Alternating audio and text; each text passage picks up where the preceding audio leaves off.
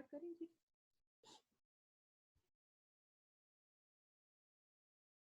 Okay, retention, reproduction of learned material after a time span is recall. It is actually repetition of learned material, verbatim words for word.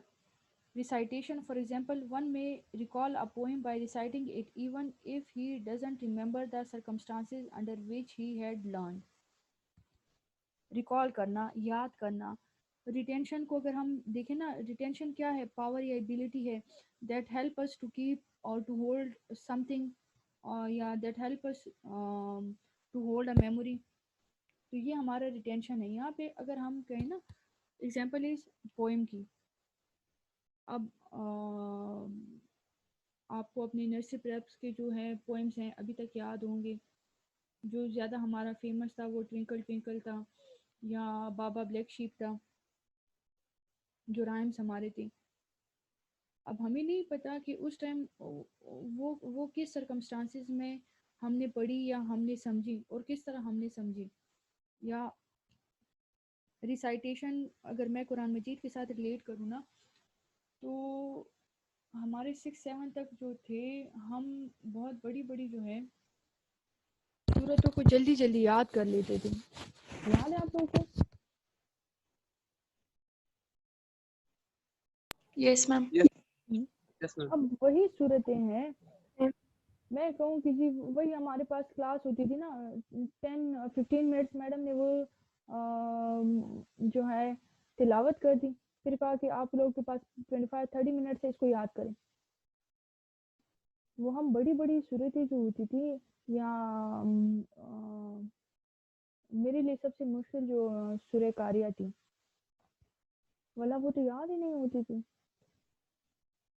तो वो 30 minutes का जो हमारा time duration होता था 30 minutes का, तो उस 30 मिनट्स में हम उस गोल को अचीव कर लेते थे। अब वही ना, अब आप सोचें कि उस टाइम क्या सर्कमस्टेंस, क्या पोजीशन थी, क्या वो फियर ऑफ टीचर था, या वो हमारा कॉग्निटिव लेवल उस टाइम इनहेंस था। हालांकि होना चाहिए कि विद पैसेज ऑफ टाइम अभी वो चीज़ें जो है, अभी हमारी कॉग्निशन में एनहेंसमेंट आए, अभी हम विजिलेंट रहें, लेकिन उस टाइम हमारा माइंड बहुत ज़्यादा शार्प था। अभी और पास्ट में फ़र्क है ना? Yes ma'am. तो ये फ़र्क थोड़ा सा अपने अपने आप को देखें, थोड़ा सा अपनी हिस्ट्री को देखें, ये फ़र्क क्यों आ गया?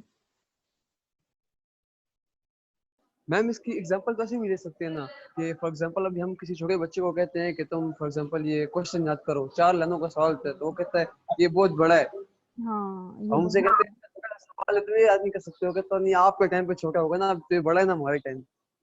बिल्कुल ऐसा ही है। अब बच्चों की जो है वो रीजनिंग पावर ज़्यादा हो गई, रीजनिंग करते हैं।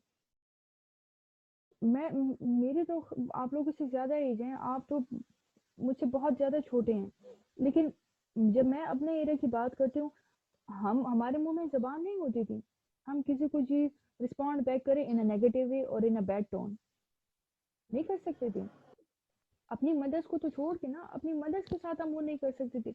जैसे अम्मी सिर्फ देख लेती थी, बस हमारी जान निकल जाती। आजकल के बच्चे ना अपने पेरेंट्स के साथ आर्गुमेंट कर रहे होते हैं, और वो भी इन अ वियर्ड टोन। मैम वो कहते हैं वो हमें कहते हैं कि आप नहीं समझते, मतलब अब हम बड़े हैं तो हमें कहते हैं आप नहीं समझते, हम समझते हैं। जी, लेकिन रीज़न बिहाइंड क्या है? रीज़न बिहाइंड, जैसे मैंने कल कल शायद आपके ग्रुप में भी जो है वो एक वीडियो क्लिप जो है फॉरवर्ड की थी।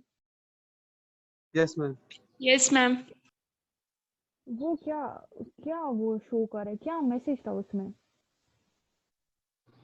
मैम कि आधी दुनिया जो है तो मैम बस वो एक ही मोबाइल है और उसमें घुसी हुई है मैम। मैम कुछ जो फिजिकली प्रेजेंट है वो फिजिकल प्रेजेंट नहीं है, मेंटली एब्सेंट है। कुछ दुनिया में हो रहा है किसी को कुछ पता नहीं। कुछ पता नहीं है, क्योंकि हमारा जो इंटरेस्ट है ना, हमें वो वी फीलिंग खत्म होगी। वी फीलिंग का मतलब है to think about each and every one. लेकिन अब क्या है, अब मेरा जो सर्कल है मैंने बाउंड्री बना दी है अपने इर्द गिर्द।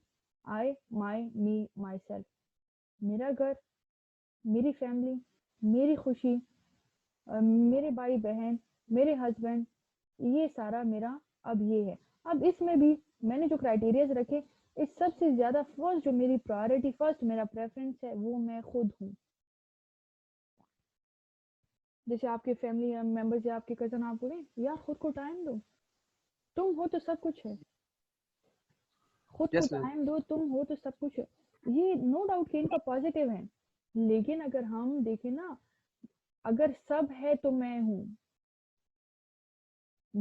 तो सब नहीं है, सब हैं तभी तो मैं हूँ। लेकिन अगर मैंने अपने आप पे फोकस किया, मैं कितना खुश हो जाऊंगी। लेकिन अगला खफा यस। है, मेरे इर्द गिर्द जो लोग हैं, मेरा घर है, सारे खफा हैं, सबको परेशानी है, तो क्या मैं खुश हो सकती हूँ? No ma'am. No ma'am. हम इसी पे चलते हैं, यार तुम हो तो सब कुछ है, नहीं नहीं, अगर हम हैं तो सब कुछ है। किसी को कहो ना हम, कहेगा यार ये तो पागल है। अब ये जो हमारे जो वर्बेटम हमारे जो वर्ड्स चेंज हो गए ना, ये हमारे एक्सपीरियंसेस के बेसिस पे चेंज हो गए, नेगेटिव परसेप्शन के बेसिस पे। जैसे कॉल सेगन ने कहा था, इनका एक ये बड़ा जबरदस्त है, मैंने अपने पास सेव किया था। If you go to nursery or prep classes or first grade kids, you will find class full of science enthusiastic. आप एक छोटे बच्चों की क्लास में जाएंगे ना, तो वहाँ रिलेटेड जो उनके जेन्युइन क्वेश्चंस होते हैं, वो बड़ा जो है एक्टिव होते हैं, एनर्जी उनका पीक पे होता है, इंथुसियाज्म जो पुरजोश होते हैं, क्वेश्चंस पूछ रहे होते हैं। They ask deep questions, they ask what is a dream, why we do have toes, why is the moon round, what is the birth date of world, why is grass green? These are profound important questions, they just babble right off them. अब छोटा बच्चा है, जैसे आप अब बच्चे के साथ कार्टून या कोई कोई प्रोग्राम देखने बैठ जाए ना, वो बच्चा आपका दिमाग खाएगा, ये क्यों इस तरह है, ये क्यों इस तरह है, ये क्यों आया, ये क्यों रो रहा है। If you go talk to 12th graders or university students, and there is none of that, they have become incurious. Curiosity इनकी खत्म हो गई है, they are damn care about any sort of curiosity. Something terrible has happened between the KG or first grade students and the 12th grade students, and the university and the 12th grade students are only curious about their marks rather than their learning. Yes ma'am, बिल्कुल सही बात। Yes yes ma'am. Learning नहीं है। Learning के लिए अगर हमने learn किया, फिर हमारा अटेंशन, रिटेंशन, रिकॉल, रिट्रीव, ये सारा जल्दी होगा। लेकिन अगर हमने याद कर लिया, फिर तो हम घंटों बैठे रहेंगे ना। अब सिर्फ यस मैम। पढ़ना जो है, this is not mandatory for your degree, पूरी लाइफ है आपकी। और फिर माशाल्लाह से आपका सब्जेक्ट भी ऐसा है कि आपकी सारी लाइफ के प्रोज एंड कॉन्स को देखता है, आपके लिए बैलेंस मेंटेन करता है। सो रिकॉल जो है, अगर रूटीनिक बात करते हैं, हमेशा वो चीज़ें रिकॉल करें, वो चीज़ों पे फोकस दे जिसमें आपको पॉजिटिविटी नज़र आए, जिसको हम कहते हैं ना ऑप्टिमिज्म, कि आप नेगेटिव में भी अपने लिए एक पॉजिटिव पॉइंट निकालें। एक होता है पेसिमिस्टिक, जो कि पॉजिटिविटी में भी नेगेटिविटी निकालते हैं। आप बड़ा भी अच्छा करें, तो अब आप पे डिपेंड करता है whether to become a optimistic और whether to become a pessimistic. So, back to your topic, recalls involves verbal reproduction and repetition of previously learned material. Recall become easier when material are meaningful, interesting, short, and overlearned. Recall is often categorized into two criteria: free recall and serial recall. पढ़ा आपने कि interesting हो, short हो, ओवरलर्न हो, बार बार आपने इसको सीखा हो, बार बार आपने इसको इनहेंस किया हो, मटेरियल शॉर्ट हो, आपका इंटरेस्ट लेवल हो, उसके कोई मीनिंग निकलते हो, तो ये चीज़ हम याद रखेंगे। Free recalls allow us to sum up pieces of information out of order. For example, we may listen to a lecture and afterwards remember a few important quotes without recalling the order in which they were presented. Thus, in free call, pieces of learned material may be recalled freely without following any specific order. कोई example दी free recall की?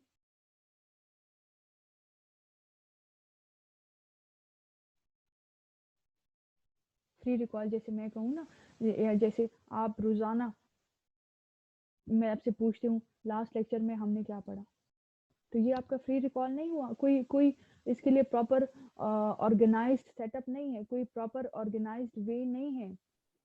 आप वो सारा lecture जो है अपने words में इधर उधर से जो है लेक्चर का आगे पीछे ऊपर नीचे वाला नहीं देखते, लेकिन आप सारा उसको अपने वर्ड्स में समराइज करके बता रहे होते हैं। Yes ma'am. ये आपका हो गया फ्री रिकॉल। या जैसे आप कोई नॉवल पढ़ते हैं, कोई मूवी देखते हैं, अब उस मूवी के लिए आपने सीक्वेंस नहीं रखी, आपने शुरू वाला थोड़ा सा बता दिया, फिर जी मिड में आ गए या डायरेक्ट आप क्लाइमेक्स या एंड तक पहुंच गए, फ्री रिकॉल है। कोई कोई आपने उसके लिए ऑर्गेनाइज्ड वे नहीं रखा, कोई स्पेसिफिक इसके लिए ऑर्डर नहीं है। या आप किसी इवेंट को नरेट करते हैं तो उसके लिए भी आपके पास कोई कोई सीक्वेंस नहीं है। स्टेप वाइज तो आप नहीं जाते ये हुआ ये हुआ ये हुआ ये हुआ, आप स्टेप वाइज आप जाएंगे तो 4 घंटे का जो इवेंट है तो वो 5 घंटे में आप बताएंगे, तो कोई बैठेगा सुनेगा? No ma'am. ओके जी। सीरियल रिकॉल क्या है? In serial recall the material is recalled in a very specific order in which it has been learned. For example, there are people who, when asked a question, what is 12 multiplied by 7, may start from the beginning of multiplication, chart 12, and only then we recall the correct answer.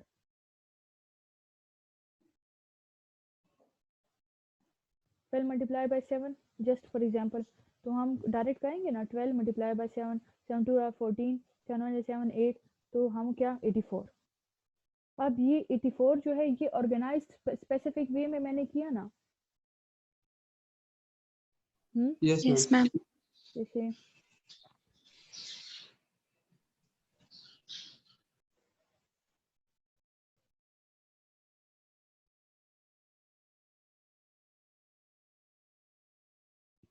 इसका यही proper way है ना। ये multiply sign जो है हम इधर नहीं लगा सकते, तो इसका मतलब है कि x4 के साथ हम इसको मल्टीप्लाई कर रहे हैं ना, सॉरी 4x के साथ। 4x का मतलब है कि x की जो है वैल्यू वो 1 होती है। अगर इस पे कुछ नहीं लिखा तो इट मीन्स कि x वैल्यू जो है वो 1 है, तो हम फिर हमारा जो आंसर आएगा वो हमारा 84x होगा फिर। लेकिन हमें सिंपल कहा है कि 12 मल्टीप्लाई बाय 4, तो ये x अगर हमने आगे पीछे कर दिया तो आंसर जो है वो डिफरेंट आ गया ना, वैल्यू डिफरेंट हो गई ना। Yes, ma'am. तो ये हमने प्रॉपर ऑर्डर से, प्रॉपर वे से हमने इसको जो है उसको हमने सॉर्ट आउट किया। तो ये हमारा क्या था, ये this is what we call serial recall. जैसे या कोई सेरेमनी है, वेडिंग सेरेमनी है, स्टेप्स रखे हैं ना। अगर पहले निकाह हो जाता है, या मोस्टली क्या होता है निकाह जो है वो बारात के दिन ही होता है। हर एक ने अपने रसूमात रखे हैं, मेहंदी है, वो दूध पिलाई है, और बारात है, वलीमा है, उसके बाद जो है वो दावतें हैं। स्टेप वाइज जा रहे हैं ना। या ये है कि शादी नहीं हुई पहले जी दावतें शुरू हो गई। No ma'am. शायद आने वाले वक्त में ऐसा ही हो। मैम, जो हमारा कल्चर है तो वहाँ पे लड़की को पहले दावत दी जाती है शादी से पहले। नहीं, वो शादी से पहले वो वाली वो एक अलग है, वो तो फैमिली इंटरेक्शन के लिए होता है ना। वो शुरू Yes, शुरू ma'am. के जो ताल्लुकात होते हैं ना, शुरू शुरू के वो बड़े हमें नहीं नहीं मैम, वो फैमिलीज जो रिलेटिव्स होते हैं वो मतलब जो ब्राइड होती है उसको मतलब लंच या डिनर पे इनवाइट करती है। बिल्कुल ऐसा ही है, यही तो मैं बोल रही हूँ। ये जो नए नए रिश्ते होते हैं ना मेरा बच्चा, ये शुरू में हमें बड़े अच्छे लगते हैं ये, लेकिन ये शुरू शुरू होता है बस, ये शुरू ही वाला ही। जैसे हम जाते हैं ना एक मैम लड़की वाले दावत करते हैं। ये वो रिश्ते होते हैं मेरा बच्चा कि शुरू होते ही खत्म हो जाते हैं। प्यार शुरू हुआ ही नहीं और खत्म भी हो गया। वैसे मैम इनके लिए हम एम्बुलेंसेस घूमते हैं किधर भी। हाँ देखिए, वो जो मैंने एग्जांपल ली ना कि दावत है, जैसे आपके कजन्स, आपके फैमिली, आपके फ्रेंड्स, आपके भाई बहन जो आपको दावत दे रहे हैं, अभी आपका जो है वो आपकी रुखसती नहीं हुई, कुछ नहीं हुआ, और पहले से सब ने आपकी जो है वेडिंग जो है वो पार्टियां रखते हैं और दावतें देना शुरू कर दें। नहीं होता इस तरह। हाँ, वो तो एक कम्युनिकेशन के लिए हमारे गेट टुगेदर हो जाता है, वो हमारा वो प्यार होता है। बच्चे सुन रहे हैं सारे? Yes ma'am. वो प्यार होता है जो जैसे शुरू हुआ उसी टाइम खत्म हो जाता है, और खत्म भी इतनी इंटेंसिटी के साथ होता है कि जितना शुरू भी नहीं हुआ होता। हम्म, मैम फिर शुरू क्यों होता है? देखिए बच्चे, एक क्यूरोसिटी है ना, क्यूरोसिटी जिस तरह एक छोटा बच्चा होता है, उसको हम्म। क्यूरोसिटी होती है, वो डिफरेंट क्वेश्चन पूछता है, ये क्यों है, वो क्यों है। अभी हमने कॉलर सेगन का जो है वो उसकी कोटेशन हमने पढ़ी। तो इसी तरह हम भी न्यू रिलेशन के लिए, बच्चे क्यूरियस होते हैं तो पूछते हैं ना, हम भी न्यू रिलेशन के लिए क्यूरियस होते हैं, क्यूरियोसिटी तजस्सुस हमें होता है। और फिर जब हम जितना जितना करीब आते जाते हैं, जैसे आप कोई लैंड पोर्ट्रेट देखते हैं, कोई लैंडस्केप की पिक्चर देखते हैं, पेंटिंग देखते हैं, दूर से आपको वो बड़ा अच्छा लगेगी। जैसे जैसे आप नज़दीक जाएंगे अच्छा नहीं लगेगा। या जैसे आप किसी हिली एरिया में जाते हैं ना, तो दूर से पहाड़ है तो आपको बड़ा बड़ा अट्रैक्ट करेंगे, लेकिन जैसे जैसे आप करीब होते जाएंगे तो आपका वो सीन जो है वो चेंज होता जाएगा। तो उस चीज़ में फिर वो एंथुसियाज्म, वो जज्बा, वो प्यार, और वो मज़ा नहीं रहता। जैसे हमारे पश्तो की एग्जांपल है, ज़ारा पश्तो आती है वैसे आपको? जी मैम आती है। गुड। कि दिनवी घड़ी ऊपर खोगी, मतलब कि जो नए नए रिलेशनशिप होते हैं ना, ये महीना 2 महीना 3 महीने तक बड़ा इनमें प्यार होता है, लेकिन फिर इसके बाद जो हालत होती है वो अल्लाह माफ करे। यस अब मैम। हर एक चीज को हमने प्रॉपर वे पे रखना है। अगर हम जो जो जितना लेवल, अभी हमने कैटेगराइजेशन को इनिशियली थोड़ा सा हमने डिस्कस किया था कि हम कैटेगरीज अपने एज के लिए रखते हैं, अपनी आसानी के लिए रखते हैं, तो वो आसानी हमारी लाइफ में पैदा होती है ना। अब अगर जो जितना रिस्पेक्ट या ऑनर डिजर्व करता है उतना ही दो। जो आपकी बाउंड्रीज है उसको एज इट इज ही रहने दो, उसकी वायलेशन ना करो।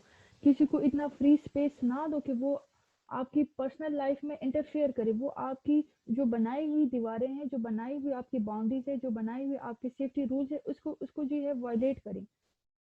जहाँ पे ब्रीचिंग ऑफ लॉज या वायलेशन ऑफ योर बाउंड्रीज आ जाती है ना, फिर वहाँ पे प्यार जो है एब्रप्टली जो है हेटेड फीलिंग में कन्वर्ट हो जाता है।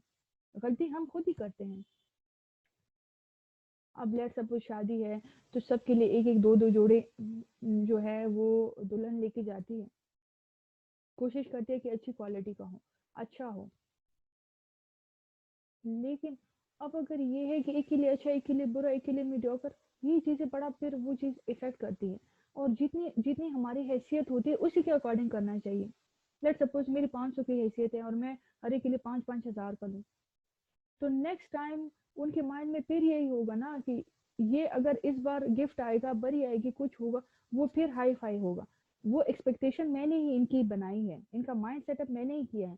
लेकिन जब वो चीज़ दोबारा से आ जाती है, वो उसी अकॉर्डिंग होती है। मैं नहीं कहूँगी कि वो लो होती है, वो उसी अकॉर्डिंग होती है जितनी मेरी हैसियत है। फिर वो जो माइंड सेटअप मैंने इनिशियली किया होता है वो ऑल ऑफ सडन वो खत्म हो जाता है। जैसे एक शीशा टूट जाता है ना, वो चकनाचूर हो जाता है। फिर यहाँ पे respect, honour, dignity, love, affection, sincerity सारा खत्म हो जाता है।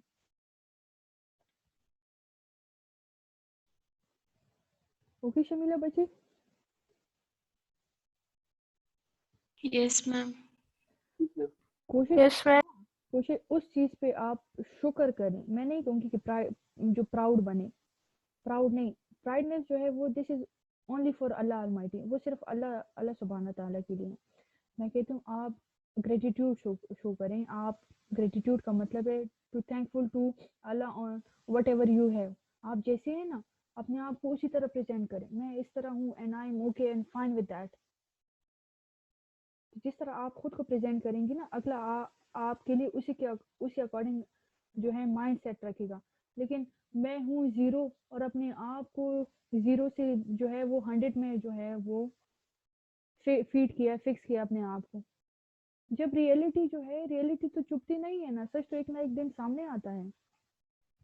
तो वो हमारा जो रूटीन बैलेंस होता है, अब अगर मैं परेशान हूँ तो डेफिनेटली मेरी मेमोरी इफेक्ट होगी ना, मेरी फिजिकल एक्टिविटी इफेक्ट होगी, मेरी मोटर एक्टिविटी इफेक्ट होगी, मैं बीमार रहूंगी, मैं किसी काम की नहीं रहूंगी, मेरा सोशल और मेरा जो फैमिली जो है वो डिस्टर्ब रहेगा। इसके बेसिस पे हमारा क्या होगा, डीवीएफ होगा, डोमेस्टिक वायलेंस इन फैमिली जो है वो होगा, मेरी एक एक गलती की वजह से, मेरे एक झूठ की वजह से।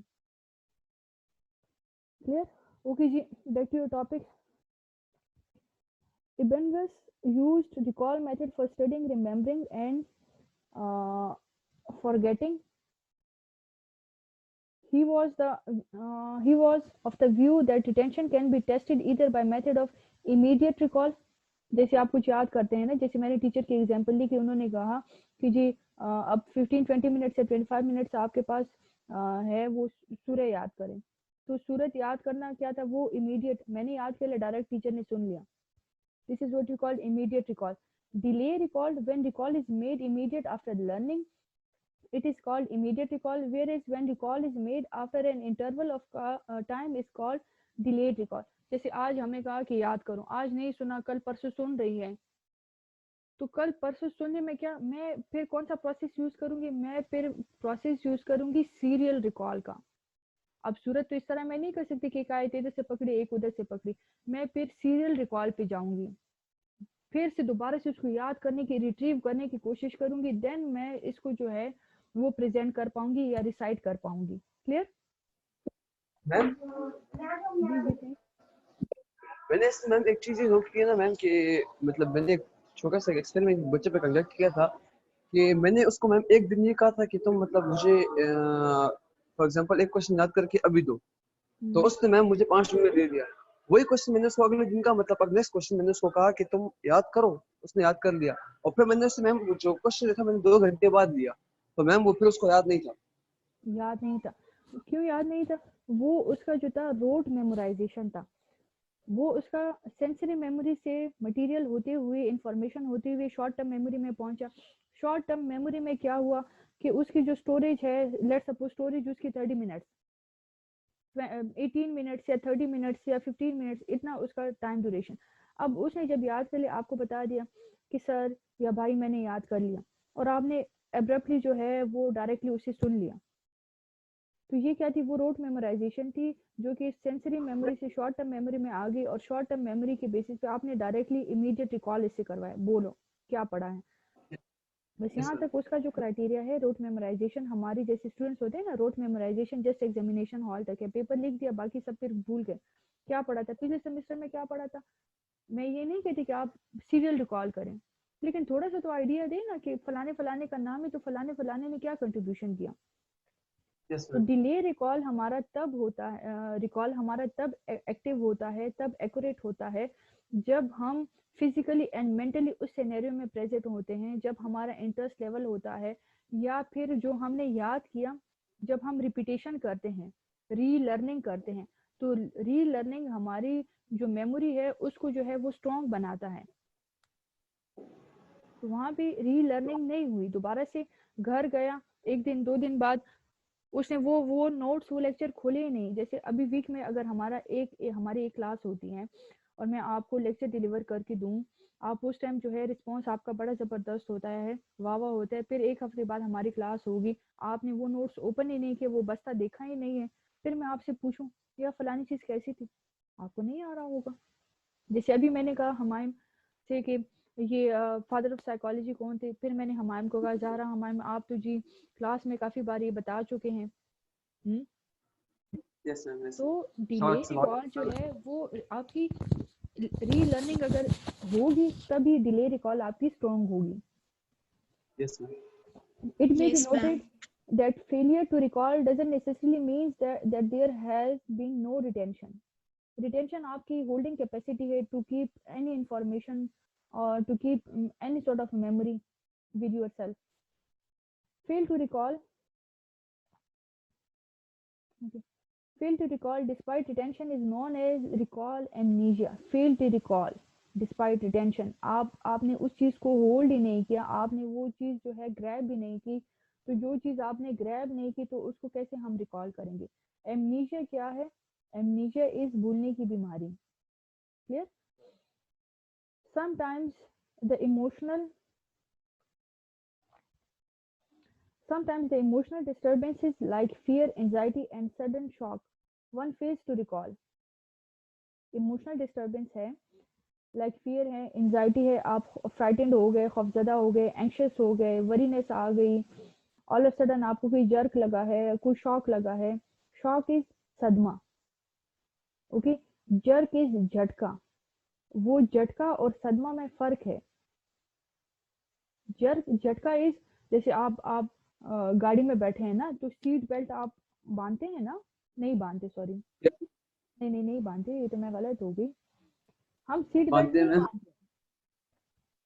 इवन कि ड्राइवर रिलिकेंट होता है सीट बेल्ट बांधने के लिए, देखे तो. ये हमारी जो है शान में जो है गुस्ताखी है. सीट बेल्ट बांधना इसलिए होता है to protect yourself from jerk in case of, God forbid, in case of accident. All of sudden झटका लगता है ना, तो झटके से अगर आप अवेयर बैठे हैं ना, अवेयर है, और कोई पीछे से आपको जी वो हिलाई या झटका दिया, बच्चों की आदत होती है ना, या कान में आके वो कू इस तरह करते हैं, आप अवेयर यस तो आपको इतना फील नहीं होगा, आपकी बॉडी में जो है रेजिस्टेंस होगी. लेकिन आपका उसकी तरफ माइंड नहीं है, आप बिल्कुल हल्का फुल्का बैठे हैं, बिल्कुल भी आपका माइंड किसी और तरफ है, अपनी सोचों में जो है वो बैठे हुए हैं, और आपको थोड़ा सा भी जो है वो झटका लगता है तो आपकी बॉडी में रेजिस्टेंस नहीं होता. और जब हम बेख्याली में बैठे होते हैं ना, तब हमारे जो है वो लॉस या इंजरी के चांसेस ज़्यादा होते हैं as compare to in aware state.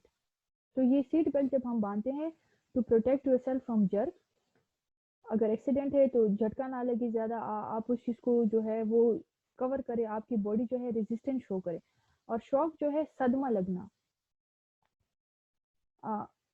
Love one जो है उसकी डेथ हो जाना, या अनएक्सपेक्टेड जो है वो काम हो जाना, वो चीज़ हो जाना जिसकी आपको एक्सपेक्टेशन नहीं है, तो ये चीज़ें सदमे में आ जाती हैं. एम्यूजमेंट आपका हैरानी, तो ये सारी वो चीज़ें हैं जो जो हम एक ही टर्म पे एक ही रूटीन में यूज करते हैं, लेकिन मीनिंग इसके डिफरेंट होते हैं. Further, when the subject is motivated to learn, he or she can recall the item easily. Thus, motives play a major role in recall. अगर आपका मोटिवेशन है, अगर आपका एम है किसी भी सिनेरियो को अच्छे से परसीव करने की, या आपका मोटिवेशन है अच्छे मार्क्स लाना, आपका मोटिवेशन है, आप मोटिवेटेड हैं कि जो मैंने पढ़ा है रियल में मैं इसकी इम्प्लीमेंटेशन अपनी डेली रूटीन लाइफ में करूं, तो वो चीज़ें, वो सिनेरियो आपको अच्छे से याद रहेंगी. या फिर वो सिनेरियो जिनको हम एसोसिएट करते हैं, एसोसिएशन करते हैं ना, किसी की अच्छाई की किसी और के साथ, किसी की बुराई की किसी और के साथ, अपनी लाइफ की किसी और के साथ, तो ये हमारी जो एसोसिएशंस होती हैं ये समटाइम्स हमें जो है मेजर या माइनर इवेंट्स को रिकॉल करने में हेल्प देती हैं. फिर रिकग्नाइजेशन है. Recognisation is considered as a sensitive method of measuring retention. It is an active process where identification of elements take place. आप किसी को पहचानते हैं, किसी चीज को. Recognizing is a common experience which refers to the fact that once a remembered event or word is in front of us, we know that we have stored it away before it's familiar to us. Wolford 1917 viewed the recognition means knowing again further. The essential differences between recall and recognition is that in first case the stimulus is not there for one's identification, whereas it is there in a second case. Recognize करना क्या? अब आप किसी poultry farm जाएं, सारी मुर्गियां आपको दिखेंगी ना, या आप पोल्ट्री फार्म जाते हैं, मुर्गियों की जगह आप वहां पे कुत्ते देखते हैं, हो सकता है? No ma'am. वो इसलिए नहीं हो नो मैम। सकता, वहां पे हम एक आध कुत्ता देख सकते हैं, वो क्या है, वो सेफ्टी के लिए, सिक्योरिटी के लिए रखा होगा। जैसे आपने देख लिया, अब आपने कुत्ते को पहचान लिया, वो कुत्ता भी आपको लग रहा है कि वो बड़ी मुर्गी है, हो सकता है। No ma'am. या वो मुर्गियां हैं, आपको लग रही है कि छोटे कुत्ते हैं, नो मैम। नहीं होगा ना, क्योंकि आप ऑलरेडी अवेयर है कि डॉग का जो क्राइटेरिया है, डॉग में क्या आता है, हैन या चिक्स में क्या आता है। Yes ma'am. अब हम इसी मेमोरी के बेसिस पे जो है रिकग्नाइजेशन करते हैं। मेरी niece when she was in nursery और प्ले ग्रुप, आई थिंक माशाल्लाह से अब तो क्लास 3 में है।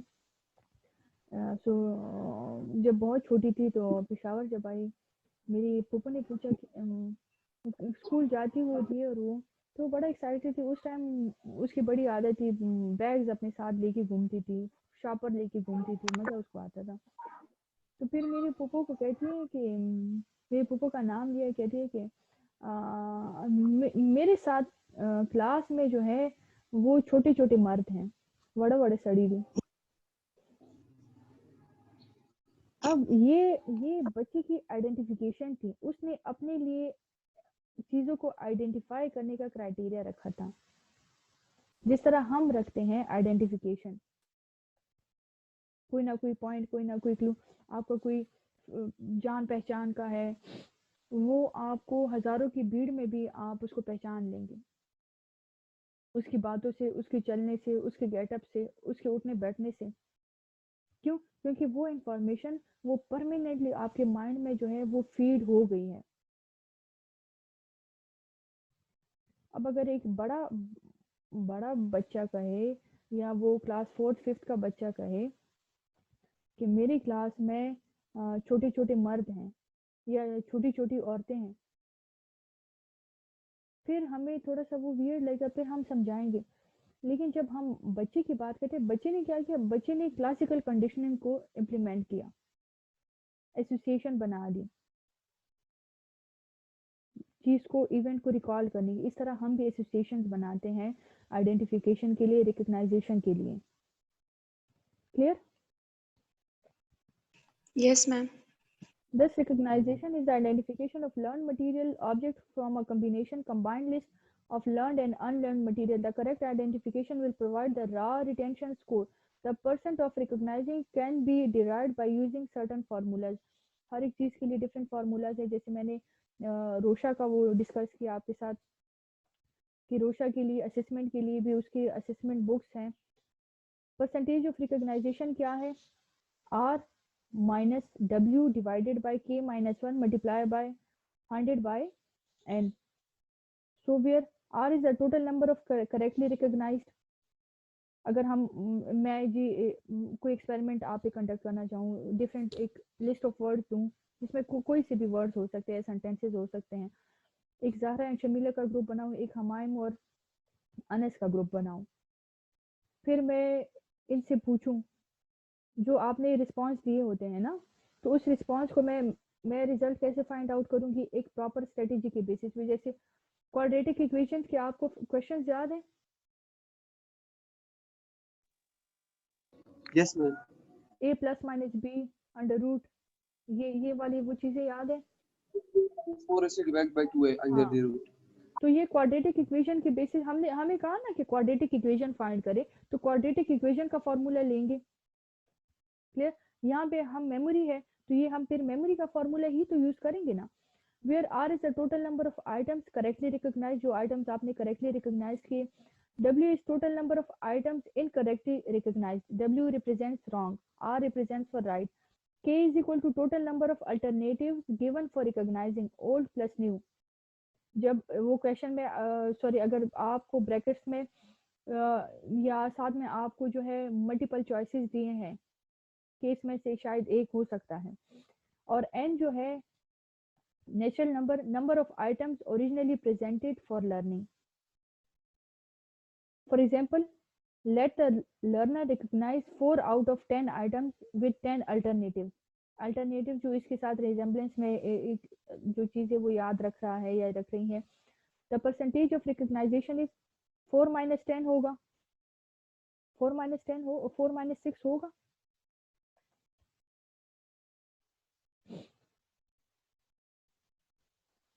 फोर -6 होगा परसेंटेज में. 4 - 6 नो मैम, ये 4 - 6 में तो -2 आ जाएगा, तो माइनस में किसका लेंगे? let the learner recognize 4 out of 10 items with 10 alternatives.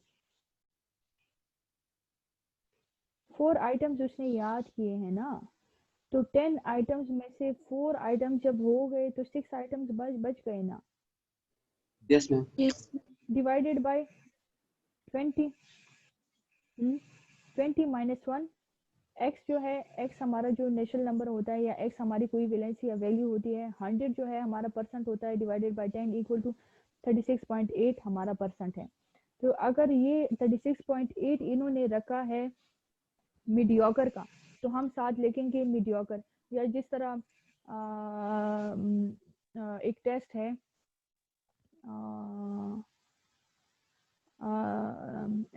Ravan test. तो रावन में क्या है, ABCD ग्रुप्स हैं. वो उसमें आपने जो है डिफरेंट शेप्स हैं उसको देखना है. शेप 1 के साथ कौन सा जो है उसका पीस मिसिंग है, आपको 3-4 ऑप्शंस दिए होते हैं. फिर आप list A, list B, list C को कंबाइन करते हैं, फिर इसको प्लस करते हैं, फिर फार्मूला के अकॉर्डिंग जब डिवाइड एंड मल्टीप्लाई करते हैं, फिर हमारे पास एक वैल्यू आती है. फिर वो हम बुकलेट में चेक करते हैं कि ये वैल्यू जो है लेट सपोज 30 आ गए या 40 आ गए, यहाँ पे 36 आ गया, तो ये किस क्राइटेरिया में फॉल करते हैं. जैसे आपका जीपी सिस्टम होता है, 40% आपका हो गया तो 40% इक्वल टू 2 GP है ना. 1 GP इक्वल टू 25%. तो 40% आपका आ गया, तो इट मीन्स कि you are in criteria of 1.80 something.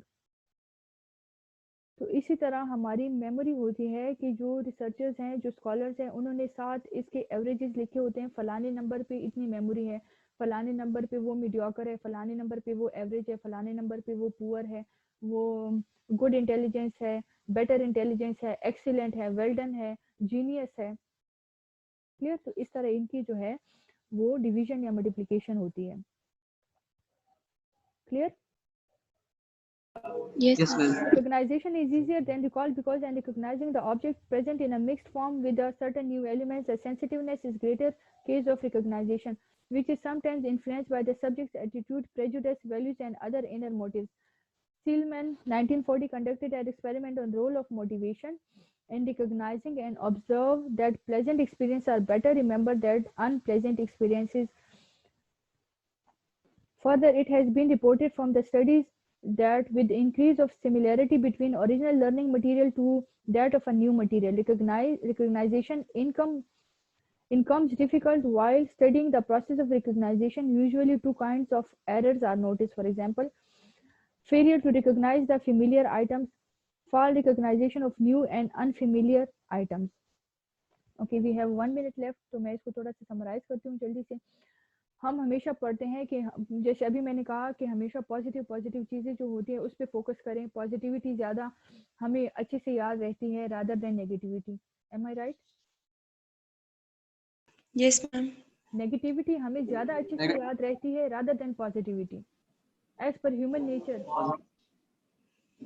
Yes ma'am. अगला हमारे साथ 100 अच्छाइयाँ करे, एक बुराई की, तो वो 100 अच्छाइयाँ बस गई, डूब गई. एक बुराई याद रहेगी, फलाने ने मेरे साथ ये किया.